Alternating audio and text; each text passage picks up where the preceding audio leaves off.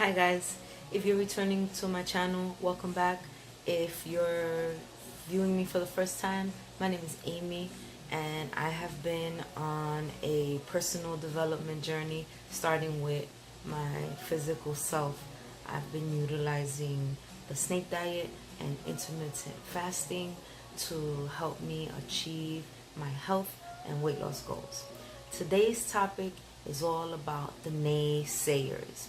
I like to call it naysayers gonna nay. I know that sounds corny, but I've put a lot of thought into this because, well, I've been encountering it almost every day while I've been embarking on this fasting focused lifestyle. So what I realize is that there are two types of naysayers. First, you have the folks who are genuinely concerned about you. These are people who probably love you and are just really misinformed and confused about this thing that you're doing. These are the folks that will say things to you like, you are killing yourself, you are starving yourself, you are slowing your metabolism down, you are screwing up your digestive system. There is a saying for every person, and it really does come from a place of concern.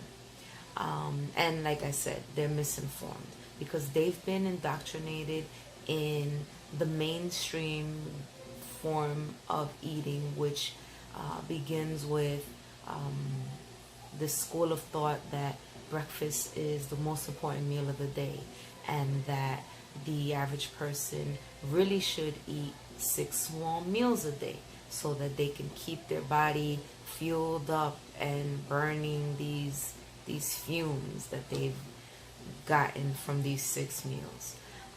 So they just don't understand and they're worried. They are really hoping that you don't die, so don't get mad at them. Second group of people, I hate to, this is overused, but I'm gonna call them the hater category.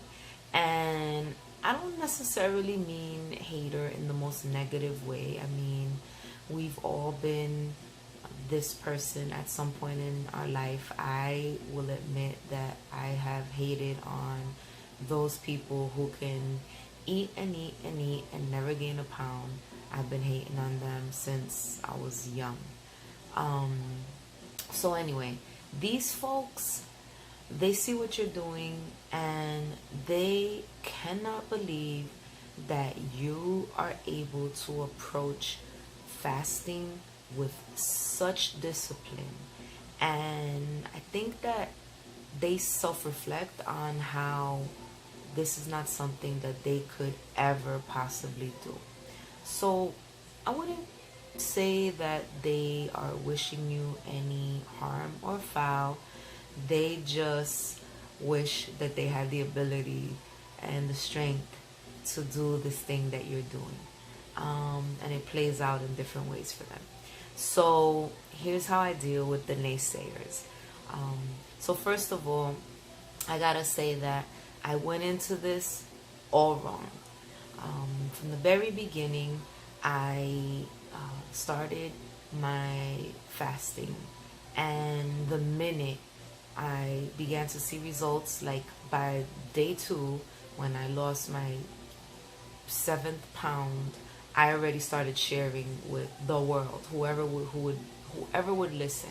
I'm doing this thing, I'm fasting, I already lost 7 pounds, and I was excited.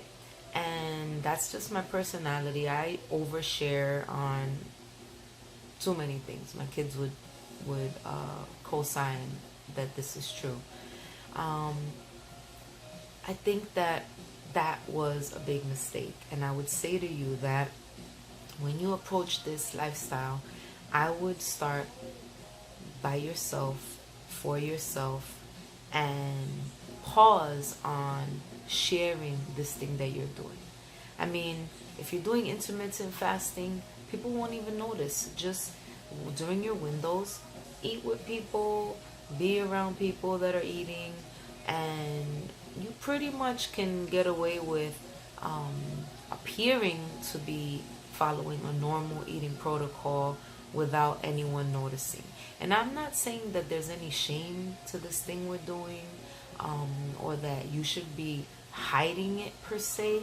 Just give yourself a chance to experience it, to learn about it, to gain your results before you start yapping about this thing that people are going to have such resistance and so many questions about. Okay, now for I would say that the thing that's most key for you, if you, like me, have already started talking about this thing you're doing, is arm yourself with as much information as you possibly can.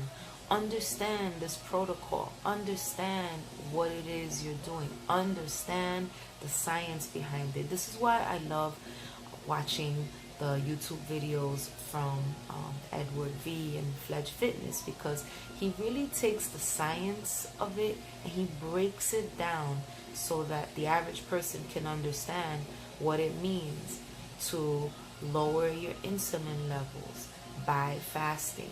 Only by lowering your insulin levels can your body begin to deplete its glycogen storage in the liver, so that you can start burning your own fat, and achieving the state of autophagy.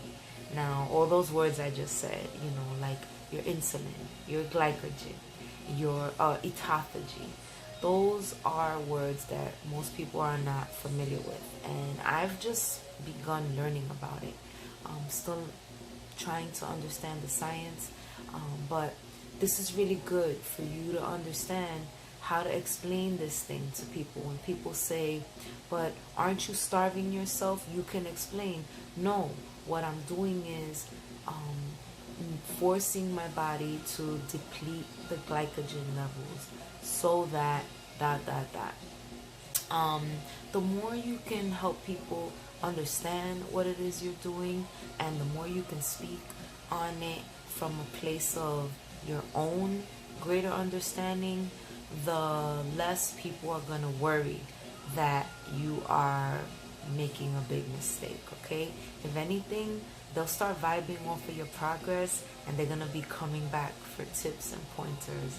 And if I were you, I just think about the research that you've read, if you've read any medical journals, or if there's people that you follow that give really good information, like Dr. Berg. Make recommendations for your friends and family members to check them out so that they can arm themselves with the most information. So that's all I got for you for now. I will be posting in another few days. I thank you again for tuning in to my channel. If you like what you heard so far, click the subscribe button, give me a thumbs up. Feel free to comment so that we can have a dialogue. I'm on this journey with you, and I'm bringing you along for mine. Peace.